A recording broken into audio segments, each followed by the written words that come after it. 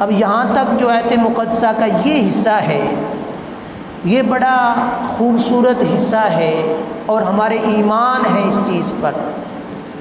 اللہ پاک جل شانہ نے ارشاد فرمایا مسلمانوں کے ان کی جانوں سے زیادہ مالک ہے، یعنی النبی اولا بالمؤمنین من انفسہم، یہ نبی صلی اللہ تعالی علیہ وآلہ وسلم مسلمانوں کے ان کی جانوں سے زیادہ مالک ہے۔ اب یہ چیز ابتدائی طور پر یاد رکھ لینی ہے، اہل سنت والجماعت کا یہی عقیدہ ہے قرآن مجید کی روشنی سے۔ النبی اولا فرمایا، اولا کا مطلب عرفاء نے بیان کیا ہے کہ ہوتا ہے مالک، مختار اور قریب اور زیادہ حقدار، یہ تینوں معنی اس مقام پر اس آیت مقدسہ میں پائے جاتے ہیں کہ حضور نبی رحمت صلی اللہ تعالی علیہ وآلہ وسلم مسلمانوں کی جانوں سے بھی زیادہ مالک ہیں، حقدار ہیں کہ ان کی بات کو مانا جائے۔ یہ چیز ابتدائی طور پر یاد رکھیں کہ حضور علیہ الصلوۃ والسلام کو اللہ پاک جل شانہ نے، اور دوسرے مقام پر رب نے فرمایا بالمؤمنین رؤوف الرحیم، یہ نبی صلی اللہ تعالی علیہ وآلہ وسلم مسلمانوں کے لیے بڑے رحیم، بڑے رقیق القلب، بڑی محبت فرمانے والے ہیں۔ تو جب یہ معنی ہو جائے گا کہ نبی علیہ السلام مالک اور زیادہ حقدار ہیں، تو اس کا مطلب عرف عام میں یہ نکلے گا، اور صحابہ کرام نے جس چیز کو سمجھا کہ اللہ پاک جل شانہ نے مطلق یہ تو قرآن مجید میں حکم دے دیا قل ان کان آباؤکم وابناؤکم واخوانکم وازواجکم وعشیرتکم واموال اقترفتموها وتجارۃ تخشون کسادها ومساکن ترضونها احب الیکم من اللہ ورسولہ، کہ نبی علیہ الصلوۃ والسلام کی ذات اقدس کے ساتھ ہر شے سے بڑھ کر بندہ مومن محبت کرے، یعنی یہاں تک فرمایا کہ اپنے والدین سے بڑھ کر، اپنی اولاد سے بڑھ کر، اپنے کاروبار اور تجارت سے بڑھ کر، اپنے عزیز و اقارب سے بڑھ کر، ہر شے سے بڑھ کر جب بندہ رسول صلی اللہ علیہ وآلہ وسلم کی ذات کے ساتھ محبت کرے گا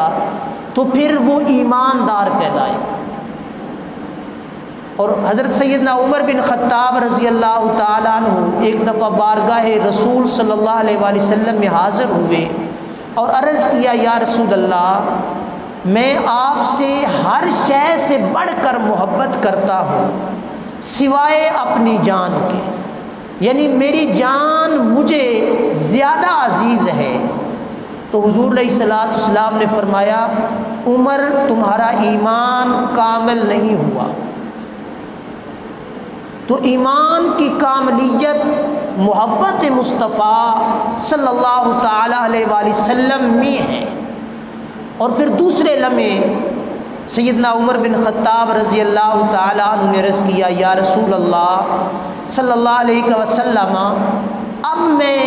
اپنی جان سے بھی بڑھ کر آپ سے محبت کرتا ہوں۔ حضور علیہ الصلوۃ والسلام نے فرمایا عمر اب تمہارا ایمان مکمل ہو چکا ہے، گویا اب اس کے درمیان کوئی بھی ایسا معاملہ نہیں، نہ نماز، نہ روزہ، نہ حج، نہ زکوٰۃ، نہ کاروبار، نہ تجارت، کچھ بھی نہیں ہے، فقط ایک لمحہ تھا۔ عرض کیا یا رسول اللہ جان سے بڑھ کر محبت نہیں کرتا۔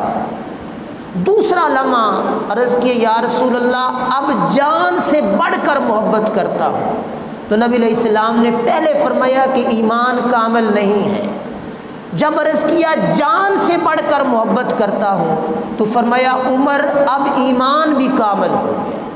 تو گویا یہ پتہ چلا کہ محبت مصطفیٰ صلی اللہ تعالیٰ علیہ وآلہ وسلم حقیقت ایمان ہے۔ اور دوسری چیز یہاں پہ النبی اولیٰ بالمؤمنین من انفسہم، نبی علیہ الصلوۃ والسلام مسلمانوں کی جانوں سے بھی ان کے زیادہ مالک ہیں۔ یعنی اب سادہ جملہ یہ سمجھنے کی کوشش کریں کہ حضور علیہ الصلوۃ والسلام کی ذات اقدس کی جب بات آ جائے تو اپنی جان کی پرواہ نہ کریں، حضور کا حکم مانیں۔ حضور علیہ الصلوۃ والسلام کا حکم ماننا لازم ہے، جان جاتی ہے تو چلی جائے۔ نبی علیہ الصلوۃ والسلام کا فرمان اور نبی علیہ الصلوۃ والسلام کا حکم یہ ادھورا اور ناقص نہ رہے۔ یہاں تک حدیث پاک میں آتا ہے کہ حضور علیہ الصلوۃ والسلام کا جب حکم آ جائے، نماز بھی پڑھ رہے ہوں، صحابہ کرام نماز بھی پڑھ رہے ہوں، تو جب حضور بلائیں تو نماز کو چھوڑ کر حضور کی بارگاہ میں آ جائیں۔ یہ محبت کا تقاضا ہے۔ تو اللہ پاک جل شانہ نے یہ چیز یہاں اس آیت مقدسہ میں بیان فرمائی۔ اور پھر دوسرے مقام پر اللہ پاک نے ارشاد فرمایا وما کان لمؤمن ولا مؤمنۃ اذا قضى الله ورسوله امرا ان يكون لهم الخيرة من امرهم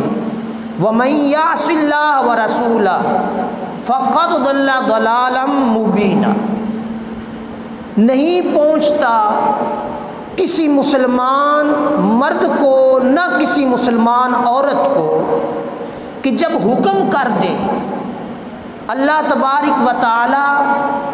اور اس کے رسول صلی اللہ تعالی علیہ وآلہ وسلم کسی بات کا، انہیں کچھ اختیار نہیں ہے اپنی جانوں کا، اور جو حکم نہ مانے اللہ کا اور اس کے رسول صلی اللہ علیہ وآلہ وسلم کا، تو وہ کھلی گمراہی میں۔ یعنی اب اللہ وحدہ لا شریک کا حکم قرآن مجید برہان الرشید، نبی علیہ الصلوۃ والسلام کا حکم احادیث مبارکہ، یہ آج ہم پر لازم ہے۔ مسلمان جو ہیں قرآن کی کسی ایک آیت کا انکار کریں گے تو کافر ہو جائیں، نبی علیہ الصلوۃ والسلام کے کسی فرمان کا انکار کریں گے تو گمراہ ہو جائیں گے، جنتی نہیں رہیں گے۔ تو یہ چیز ذہن نشین رکھنی ہے کہ نبی کا حکم یہ ضروری ہے۔ اور اللہ پاک جل شانہ نے ایک اور مقام پر ارشاد فرمایا فلا وربک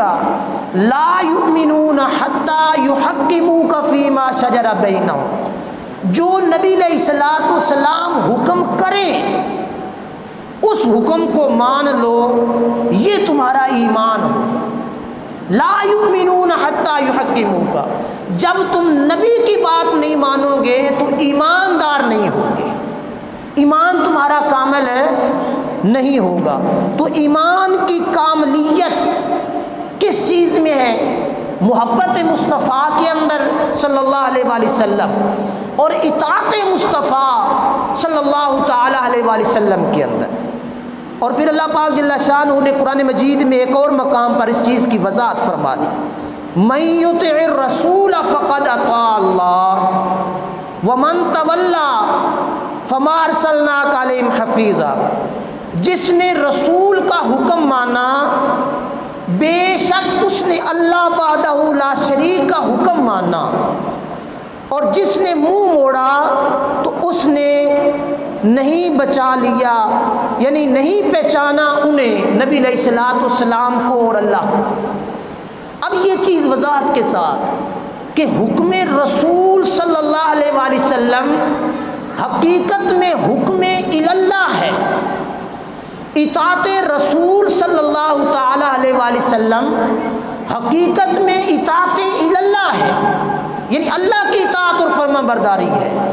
چونکہ نبی علیہ الصلوۃ والسلام کی ذات وہ ذات ہے، رب وحدہ لا شریک نے فرمایا وما ينطق عن الهوى ان هو الا وحی یوحی، زبان تو مصطفیٰ صلی اللہ علیہ وآلہ وسلم کی ہوتی ہے، پر اس زبان پر جو کلام ہوتا ہے وہ میرا ہوتا ہے۔ تو گویا یہ چیزیں ابتدائی طور پر ہم نے نبی علیہ الصلوۃ والسلام کی ذات اقدس کے بارے میں اپنے ذہن نشین کر لینی ہے۔ نبی علیہ السلام کا کوئی بھی حکم ہو، جب ہم اس حکم کو چھوڑ دیں گے